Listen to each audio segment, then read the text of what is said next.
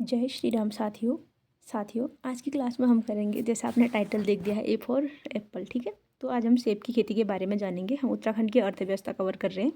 तो उसमें हमारा जो कृषि और का चैप्टर था वो ख़त्म हो गया। अभी बागवानी चल रही है। हमने चाय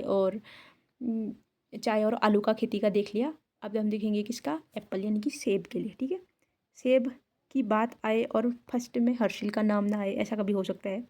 ठीक है, तो पहले ही क्या है, हर्षिल का जगह आ गई।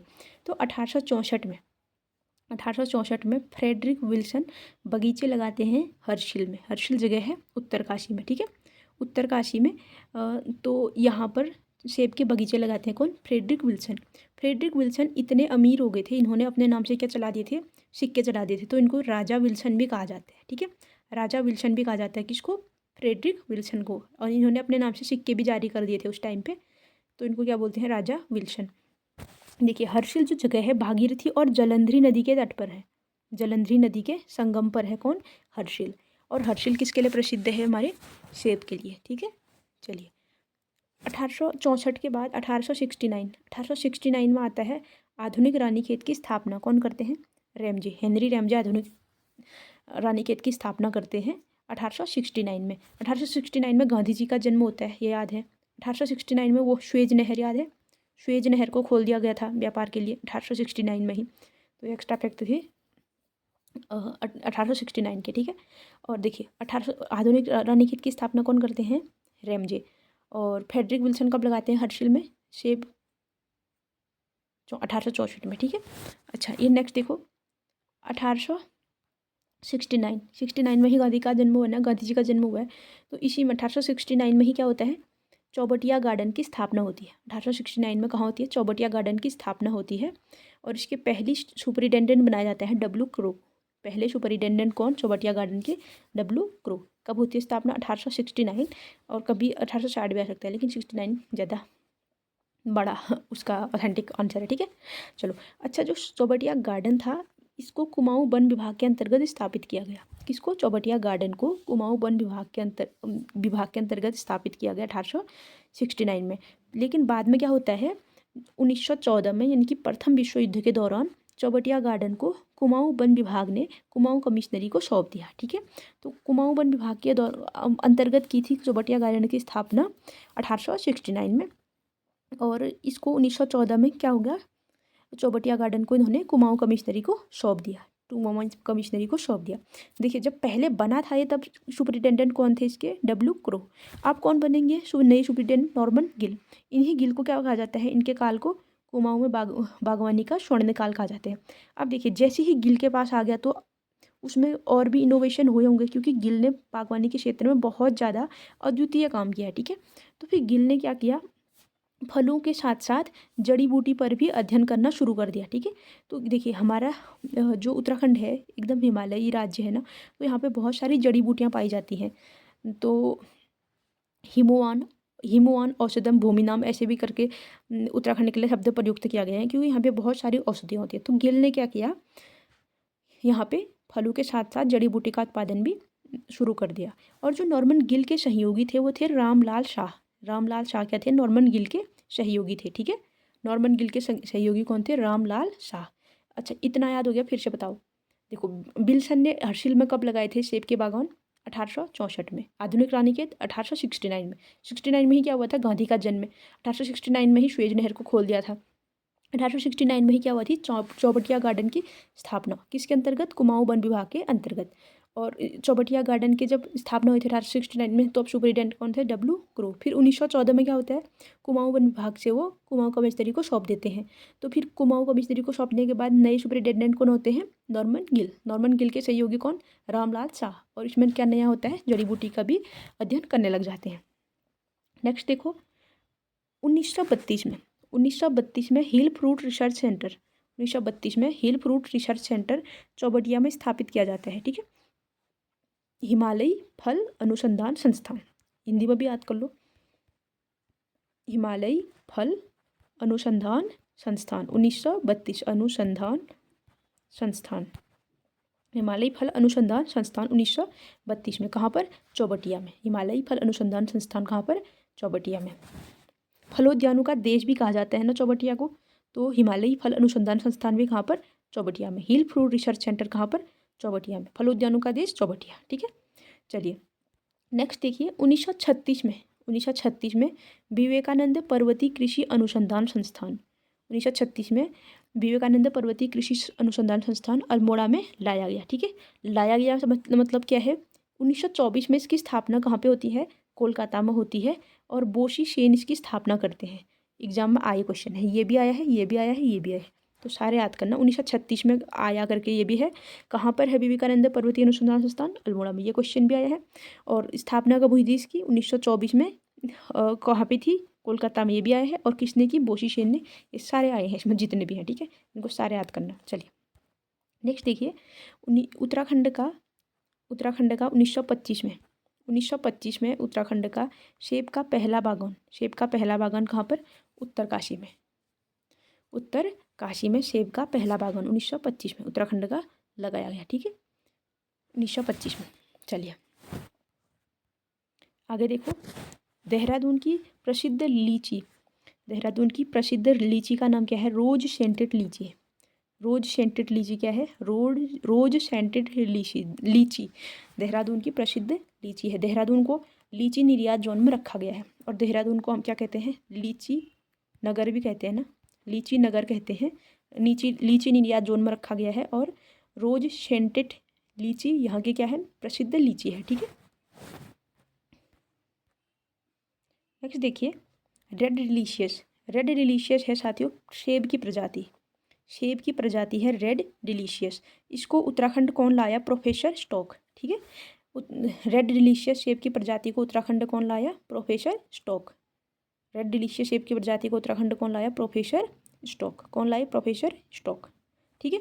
उत्तराखंड में सबसे ज़्यादा सेब कहाँ पे उत्पादित होते हैं? उत्तरकाशी में, हर्षिल में, ठीक है। नेक्स्ट देखिए मैदानी जिले कौन? उधम सिंह नगर, हरिद्वार। यहाँ पर भी सेब चाह रहे हो तुम? नहीं होते यहाँ पर सेब, ठीक है। उधम सिंह नगर को देखिए 2 जिलों में नहीं होते हैं, बाकी कितने जिले? 11 जिलों में सेब का उत्पादन होता है, ठीक है। इन 2 जिलों को छोड़ के, उधम सिंह नगर और हरिद्वार को छोड़ के। और देखिए उत्तराखंड का सेब उत्पादन में पूरे देश में कौन सा स्थान है? ये भी देख लेते हैं। तीसरा स्थान है, ठीक है। सबसे ज़्यादा सेब कहाँ पे होते हैं? हिमाचल में। दूसरा जम्मू, तीसरा उत्तराखंड। देखिए हिमाचल पहले, यहाँ पे जम्मू, हिमाचल, फिर उत्तराखंड। जम्मू, हिमाचल, उत्तराखंड। लेकिन सबसे ज़्यादा सेब कहाँ पे? हिमाचल में, जम्मू में, फिर उत्तराखंड में। हिमाचल, जम्मू, उत्तराखंड, ठीक है। चलिए याद हो गया होगा। देखिए उत्तराखंड के सेबों को दिल्ली में किस ब्रांड से नाम से बेचते हैं? न्यूजीलैंड ब्रांड नाम से बेचते हैं, ठीक है। उत्तराखंड के सेबों को दिल्ली में न्यूजीलैंड ब्रांड नाम से बेचा जाता है। और अन्य जगहों में हिमाचली सेब के नाम से बेचा जाता है, ठीक है। इतना ही था फिर। और एप्पल मैन ऑफ उत्तराखंड किसको कहते हैं? एप्पल किसने बरसाए थे? इंद्र भगवान ने एरावत में बैठ के, ठीक है। चलिए तो एप्पल मैन ऑफ उत्तराखंड किनको बोलते हैं? इंद्र सिंह बिष्ट को। ये हमने लास्ट क्लास में कर चुके हैं वैसे हम इसको, लेकिन इसमें थोड़ा एक्स्ट्रा पॉइंट थे तो इनको भी देख लेते हैं, ठीक है। एक बार हम सेब को फिर से रिवाइज करेंगे। अच्छा मेरे को बताओ, रेड डिलीशियस जो सेब की प्रजाति थी उसको कौन लाया था उत्तराखंड? प्रोफेसर स्टॉक, ठीक है। और देहरादून की प्रसिद्ध लीची का नाम बताओ? रोज सेंटेड लीची। और उत्तराखंड में सेब उत्पादन में कौन सा स्थान था? तीसरा। पहला कौन था? हिमाचल, दूसरा जम्मू। और कहाँ पर नहीं होता सेब का उत्पादन? उधम सिंह नगर और हरिद्वार में। सबसे ज़्यादा सेब हिमाचल में। उत्तराखंड में सबसे ज़्यादा सेब उत्तरकाशी में। और उत्तराखंड के सेबों को दिल्ली में किस नाम से बेचते हैं? New Zealand brand. और अन्य जगहों पर हिमाचली सेब के नाम से बेचते हैं। अच्छा मुझे बताओ हिल फ्रूट रिसर्च स्टेशन कब बना? पर्वतीय फल अनुसंधान केंद्र 1932 में बना, ठीक है। कब बना? 1932 में। कहाँ पर बना? चौबटिया में। और नॉर्मन गिल कब बने थे? इसके चौबटिया गार्डन के सुपरिटेंडेंट नॉर्मन गिल कब बने? 1914 में। उस समय चौबटिया गार्डन को कुमाऊं कमिश्नरी में स्थानांतरित कर दिया। इससे पहले किसके अधीन था चौबटिया गार्डन? कुमाऊं वन विभाग के। बना कब था चौबटिया गार्डन? 1869 में। अच्छा और मुझे बताओ विवेकानंद पर्वतीय कृषि अनुसंधान संस्थान कहाँ है? अल्मोड़ा में है। कब लाए अल्मोड़ा? 1936 में। स्थापना कब हुई थी? 1924 में। कहाँ पे? कोलकाता में। किसने की थी? बोशी सेन ने। तो ये था हमारा किससे संबंधित? सेब वाला। अब इसमें थोड़ा एक्स्ट्रा फैक्ट्स हैं, इनको भी कर लेते हैं, ठीक है। देखो उत्तराखंड में उगाए जाने वाला सबसे ज़्यादा कौन सी दाल उगाई जाती है? गहत। उत्तराखंड में सबसे ज़्यादा कौन सी दाल उगाई जाती है? गहत या कुल्थी। ठीक है, गहत या कुल्थी। दाल का 70% उत्पादन कहाँ पे होता है? उत्तराखंड की जितनी भी दाल है सब उसका 70% उत्पादन कुमाऊं में होता है, बाकी 30% गढ़वाल में। तो दाल का ज़्यादा उत्पादन कहाँ पे? कुमाऊं में होता है। ठीक है, और सबसे ज़्यादा कौन सी सब्जी उगाई जाती है? आलू। सबसे ज़्यादा उगाई जाने वाली सब्जी आलू। सबसे ज़्यादा उगाई जाने वाली दाल गहत। आलू सबसे ज़्यादा कहाँ उगाया जाता है? पिथौरागढ़ में। सब सबसे ज़्यादा उगाई जाने वाला नगदी फसल गेहूँ। और सबसे ज़्यादा खाद्यान्न में कौन? खाद्य सबसे ज़्यादा उगाए जाने वाला खाद्यान्न गेहूँ और नगदी फसल गन्ना। ठीक है, नगदी फसल वो फसल जिसका हम बेचने के लिए उगाते हैं। ठीक है, इतने गन्ने थोड़ी ना खाओगे। ठीक है, तो बेचने के लिए किसको उगाते हैं? गन्ने को। और सबसे ज़्यादा मसाला अदरक। दूसरे नंबर में कौन था? अदरक के बाद हल्दी। तीसरे नंबर में क्या था? लहसुन था। ठीक है, सबसे ज़्यादा उगाया जाने वाला फूल गेंदा। सबसे ज़्यादा उगाया जाने वाला फूल गेंदा। सबसे ज़्यादा फूल कहाँ पे उगाए जाते हैं? हरिद्वार में। ठीक है, हरिद्वार में फूलों की ज़्यादा ज़रूरत पड़ती है। चलिए नेक्स्ट देखिए, किशन चंद्र जोशी, नाम सुना ही होगा। ठीक है, अल्मोड़ा के हैं। इन्होंने 6.6 साढ़े छः से भी ज़्यादा। ठीक है, 6.6 मीटर ऊंचा मिर्च का पौधा उगाया। ठीक है, 6.6 मीटर ऊंचा मिर्च का पौधा, यानी कि बहुत बड़ा होता है 6.6 मीटर। ठीक है, अगर हमारी हाइट को नापो तो 154 सेंटीमीटर है। अगर इसको मैं मीटर में करूँ तो 1.5 मीटर के करीब मेरी हाइट आती है। ठीक है, 1.5 मीटर। तो देखिए एक औसत हाइट है 1.5 मीटर, यानी कि मेरे से लगभग 5 गुना बड़ा। ठीक है, 15 छक्का 90, नहीं 15 को 60, हाँ मेरे से लगभग 4 गुना बड़ा। 4 गुना बड़ा। आप देखो कितना बड़ा होगा। एक 5 फीट की हाइट के मतलब बहुत मतलब लंबा होता है। ठीक है, चलिए लगभग 21 फीट का है। ठीक है, 21.64 फीट का। इसको फीट में भी याद कर लेना। ठीक है, फीट में भी याद कर लेना। और ये बताना मेरे को 1 मीटर इज इक्वल टू कितने फीट होते हैं? कितने फीट होते हैं? ठीक है, जैसे हम पर्वतों की ऊंचाई को मीटर में याद करते हैं। जैसे हमने जब वो नंदा देवी पर्वत की ऊंचाई याद की 7,817 मीटर। अगर इसको फीट में दे दिया तो फिर क्या करोगे? तो तुमको क्या याद होना चाहिए? 1 मीटर बराबर कितने फीट याद होना चाहिए। ठीक है, अब सबकी हम मीटर अलग याद करें, फीट अलग याद करें तो ज़्यादा हो जाएगा ना। चलिए और देखो, जो किशन चंद्र जोशी थे इन्होंने 6.6 मीटर ऊंचा मिर्च का पौधा लगाया, तो इनको क्या Guinness book of world record में शामिल किया गया। ठीक है, इनका नाम। और देखिए जैसे इन्होंने क्या किया, मिर्च का पौधा लगाया, तो वैसे ही गोपाल दत्त उप्रेती हैं, ये गोपाल दत्त उप्रेती, इन्होंने धनिया का पौधा लगाया। किसका पौधा लगाया? धनिया का पौधा लगा के अपना नाम गिनीज बुक में शामिल कर लिया। ठीक है, अगर ग्रुप से नहीं निकलता है तो ऐसी कोई पौधे वौधे लगा के क्या करने हैं? गिनीज बुक में तो नाम ले ही आना है। ठीक है, बाकी देखी जाएगी। कैसा? चलिए हम जोक्स अपार्ट, नेक्स्ट क्वेश्चन। देखो धनिया किससे याद करो? एक धनिया बुग्याल है पिथौरागढ़ में। ठीक है, धनिया बुग्याल कहाँ पर है? पिथौरागढ़ में। धनिया बुग्याल पिथौरागढ़ में। चलिए ये हो गया। अब देखो मशरूम, मशरूम का भी देखो, ये हमने लास्ट क्लास में कर रखे हैं लेकिन फिर से आ गए हैं, लेकिन याद करो। देखिए मशरूम के लिए क्या कर रखे हैं हम? कंपोस्ट इकाइयाँ, 3 कंपोस्ट इकाइयाँ स्थापित कर रखी हैं टोटल उत्तराखंड में। ठीक है, मशरूम के लिए 3 कंपोस्ट इकाइयाँ स्थापित कर रखी हैं। उनमें से 2 कुमाऊं में और एक गढ़वाल में। जो गढ़वाल की है वो है शंकरपुर या सहजपुर देहरादून में, और कुमाऊं की एक जोलीकोट में है, दूसरी भवाली में है। ठीक है, दोनों नैनीताल में है, जोलीकोट और भवाली में, और तीसरी शंकरपुर या सहजपुर देहरादून में। ठीक है, किसके लिए? मशरूम के लिए। नेक्स्ट देखो, उत्तराखंड में फलोत्पादन की शुरुआत कब से मानी जाती है? 1869 से। ठीक है, 1869 में क्या बना था? चौबटिया गार्डन। 1914 में इसको कुमाऊं कमिश्नरी के अधीन दे दिया गया उत्तराखंड वन निगम से। ठीक है, और 1869 में इसके सुपरिटेंडेंट कौन थे? डब्ल्यू क्रो, चौबटिया गार्डन के। तो फलोत्पादन की शुरुआत कब से मानते हैं हम? 1869 से, गांधी जी के जन्म से। ठीक है, 1869 में ही आधुनिक रानीखेत की स्थापना हुई थी। किसने की थी? हेनरी रेमजे ने। शेष नहर को खोला गया था 1869 में।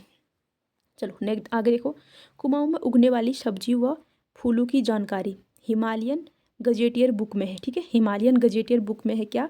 जो भी कुमाऊं में उगने वाली जो सब्जियां हैं और जो फल हैं उनकी जानकारी किस में है? हिमालयन गजेटियर बुक में है। हिमालयन गजेटियर बुक किसने लिखी थी? एटकिंसन ने। ठीक है, हिमालयन गजेटियर बुक किसने लिखी? एटकिंसन ने। इंपॉर्टेंट बुक है, एग्जाम में आ चुकी है। ठीक है, हिमालयन गजेटियर बुक किसने लिखी? एटकिंसन। अगर ऐसा आएगा कि कौन सी बुक में कुमाऊं में उगने वाली सब्जी व फूलों की जानकारी है, तो क्या बोलेंगे आप?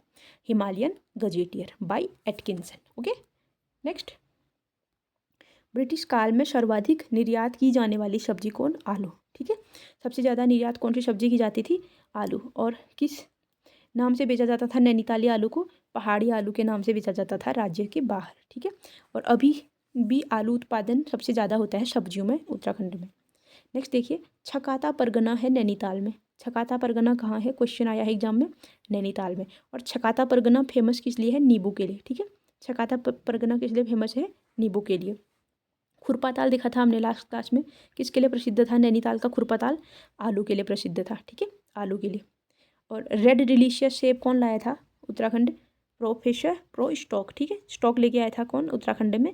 रेड डिलीशियस सेब की प्रजाति, रेड डिलीशियस सेब की प्रजाति। और लीची की प्रजाति क्या थी वो जो देहरादून की प्रसिद्ध थी? रोज सेंटेड, रोज सेंटेड लीची, रोज सेंटेड लीची, देहरादून की प्रसिद्ध लीची, ठीक है। चलिए अब नेक्स्ट देखिए, वाइनरी प्लांट हेतु अंगूर के बीज कहाँ से मंगाए गिल ने? नॉर्मन गिल ने इटली से मंगाए, ठीक है। अभी तक हमने अंगूर नहीं देखा था, अंगूर भी आ गए। तो देखिए जो अंगूर थे, अंगूर उन्होंने रेड प्रजाति और वाइट प्रजाति यानी कि लाल और सफ़ेद दोनों टाइप के अंगूर मंगाए। किसने? नॉर्मन गिल ने। कहाँ से मंगाए? इटली से मंगाए, ठीक है। गिल को इसलिए क्या बोला जाता है? सब्जियों के मतलब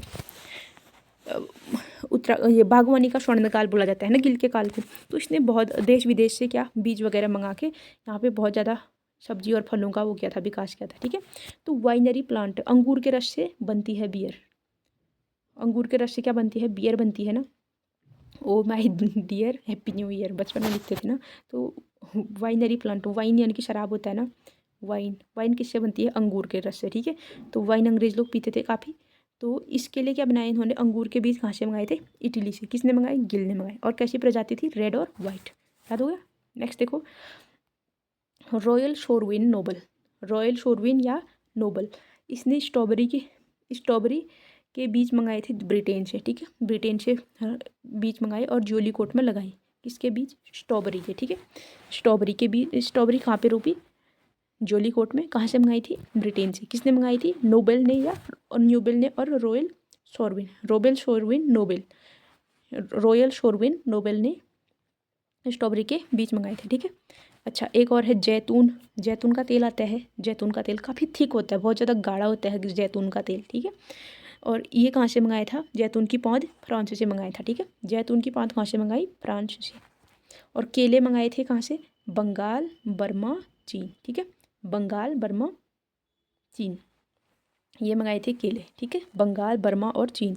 बंगाल तब बर्मा यानी कि म्यांमार और चीन, ठीक है, हमारे आसपास के से ही मंगा रखे हैं, ठीक है। अच्छा तो तुम मुझे ये बताओ, इटली से क्या मंगाया था? अंगूर मंगाया था। क्यों? वाइनरी प्लांट स्थापित करने के लिए। कैसे कलर के थे? रेड और वाइट थे। रेड डिलीशियस सेब कौन लाया? स्टॉक। और छकाता परगना किधर है? नैनीताल में। प्रसिद्ध क्यों है? नींबू के लिए। एटकिंसन की कौन सी बुक में उत्तराखंड की सब्जियों और फलों की जानकारी है? हिमालयन गजेटियर में। और मशरूम की जो कंपोस्ट इकाइयाँ हैं कहाँ कहाँ हैं? सहजपुर, जोलीकोट, भवाली। और किशन चंद्र जोशी के पेड़ की ऊंचाई बताओ मिर्ची के? 6.6 मीटर। और धनिया का किसने लगाया था? गोपाल दत्त उप्रेती ने, गोपाल दत्त उप्रेती। धनिया बुग्याल किधर था? पिथौरागढ़ में। एप्पल मैन ऑफ उत्तराखंड किनको कहते हैं? इंद्र सिंह बिष्ट। सबसे ज़्यादा फूल गेंदा। नेक्स्ट देखिए रहती हो। अच्छा और ये बताओ, जैतून की पौध कहाँ से मंगाई? फ्रांस से। और स्ट्रॉबेरी ब्रिटेन से। कहाँ पे लगाए थे स्ट्रॉबेरी? फिर जोली कोट में लगाए। और कि कौन लाए थे स्ट्रॉबेरी के? रॉयल शोरविन नोबल, रॉयल शोरविन नोबल। और केला कहाँ से मंगाया था? बंगाल, बर्मा और चीन से। केला कहाँ से मंगाया था? बंगाल, बर्मा और चीन से। सिटोली गार्डन है आपके अल्मोड़ा में, ठीक है। सिटोली गार्डन किधर है? अल्मोड़ा में। 1915 के आसपास स्थापित किया गया, ठीक है। 1915 के आसपास सिटोली गार्डन की स्थापना हुई अल्मोड़ा में। केसर पता है? केसर, केसर वो उसमें होती है, मतलब प्रसाद वगैरह में डालते हैं उसको, केसर काफ़ी महंगा आता है केसर, ठीक है, खीर में डालते हैं। तो केसर की पौध लाए थे लाला सुखबीर सिंह, ठीक है। कहाँ से लाए? कश्मीर में। और कश्मीर में ही केसर उगाया जाता है ज़्यादा। तो कश्मीर से लाए उन्होंने, रानी बाग में लगाया इसको, ठीक है। किसको? केसर की पौध लाए लाला सुखबीर सिंह कश्मीर से और रानी बाग में लगाया। लेकिन जो ये थे हाँ तो रानी बाग में लगाया, ठीक है। और देखिए केसर की पौध तो, और यहाँ से ये भी लाए थे, हॉलैंड से भी लाए थे गिल, हॉलैंड या नीदरलैंड बोलो, नॉर्मन गिल लाए थे ठीक है। कहाँ से? हॉलैंड या नीदरलैंड से केसर के पौधे, लेकिन वो सूख गए थे, ठीक है, उनके वाले सूख गए थे। और जो लाला सुखबीर सिंह लाए कश्मीर से, उनको रानी बाग में लगाया गया, ठीक है। तो ये था हमारा किससे बागवानी वाला चैप्टर। चलो इसकी को कर देते हैं अब बंद, ठीक है। वो आपको समझ में आया होगा। जाते जाते मेरे को तुम क्या बता के जाओगे, बताओ। ये सा क्वेश्चन पूछूंगी, अगर नहीं आया तो थप्पड़ मार लेना खुद को, ठीक है। सबसे ज़्यादा सेब कहाँ उगाए जाते हैं उत्तराखंड में? उत्तरकाशी, ठीक है, हर्षिल में। चलिए फिर नेक्स्ट क्लास में मिलते हैं। नेक्स्ट में हम करेंगे पशुपालन, ठीक है। चलिए साथियों, जय श्री राम।